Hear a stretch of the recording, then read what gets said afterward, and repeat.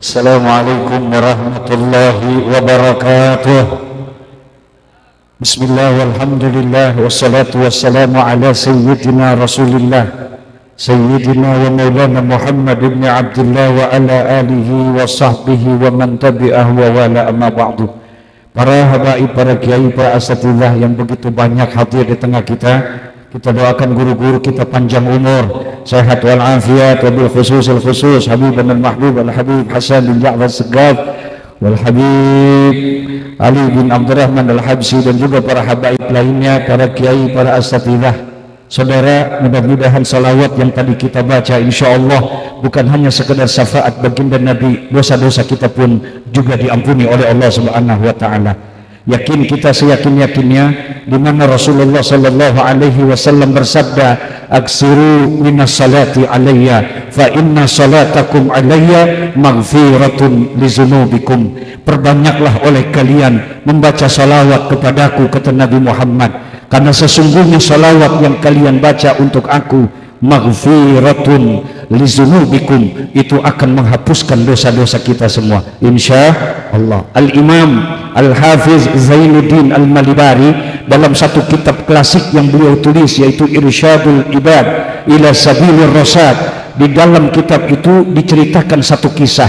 Konon di zaman Nabi Musa alaihissalam, di zaman Nabi Musa alaihissalam ada seorang anak muda yang selalu bergelimpangan dengan dosa, dengan perbuatan maksiat, sampai-sampai masyarakat merasa resah dengan kehadiran anak muda ini. Anak muda ini selalu berbuat dosa, anak muda ini selalu berbuat maksiat, tidak pernah melaksanakan perintah-perintah daripada Nabi Musa alaihissalam, sehingga masyarakat menjuluki anak muda ini dengan sebutan daripada sampah masyarakat. Al-Imam Zainuddin Al-Malibari dalam kitab itu menuliskan, anak muda ini umurnya tidak panjang, kemudian meninggal dunia.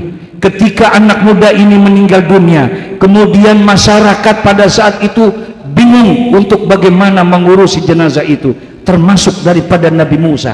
Apakah anak muda ini harus kita hormati sebagaimana lazimnya jenazah yang lain? Apakah dia harus dimandikan? Apakah dia harus dikafankan? Atau langsung kita kuburkan? Apakah jenazah ini, sementara dia adalah orang yang suka berbuat dosa, dia suka berbuat maksiat, tidak pernah taat perintah Allah dan perintah Nabi Musa pada saat itu? Akhirnya diputuskanlah oleh karena itu masyarakat dengan Nabi Musa memutuskan, anak muda yang suka berbuat maksiat ini, anak muda yang selalu berbuat dosa ini tidak perlu dihormati, tidak perlu dimuliakan jenazahnya, tidak perlu dimandikan, tidak perlu dikafankan, dan tidak perlu dikuburkan. Langsung buang saja ke laut. Begitulah keputusan pada masyarakat pada saat itu. Alhasil singkat cerita, ini jenazah kemudian pada saat itu akan dilemparkan ke laut untuk dimakan oleh ikan-ikan pada saat itu. Ketika jenazah ini akan dilemparkan ke laut, Allah berfirman kepada Nabi Musa. Apa kata Allah? Ya Musa, mandikan jenazah itu, kafankan dan kuburkan jenazah itu. Kata Nabi Musa, ya Rabb, mohon maaf ya Allah, anak muda ini tukang maksiat, anak muda ini selalu berbuat dosa, tidak pernah mengikuti perintah-perintahmu, tidak pernah mengikuti perintah-perintahku, dia selalu membuat resah masyarakat. Biarkan kami lemparkan jenazah ini ke laut. Lagi-lagi Allah perintahkan kepada Nabi Musa, Musa, mandikan jenazah itu, kafankan dan kuburkan jenazah itu. 3 kali Allah Subhanahu wa ta'ala perintahkan itu kepada Nabi Musa. Alhasil Nabi Musa pun mengikuti perintah itu. Kemudian jenazah itu dimandikan, jenazah itu dikafankan, dan jenazah itu dikuburkan. Setelah selesai dikuburkan, kemudian Nabi Musa bertanya kepada Allah.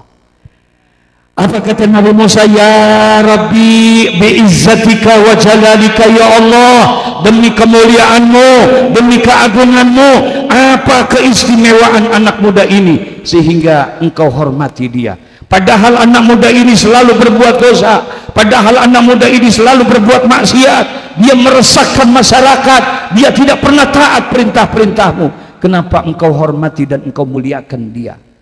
Apa keistimewaan anak muda ini? Kata Nabi Musa kepada Allah. Saudara, apa kata Allah kepada Nabi Musa? Dituliskan oleh Syekh Zainuddin Al-Malibari dalam kitab Irsyadul Ibad ila Sabilir Rasyad.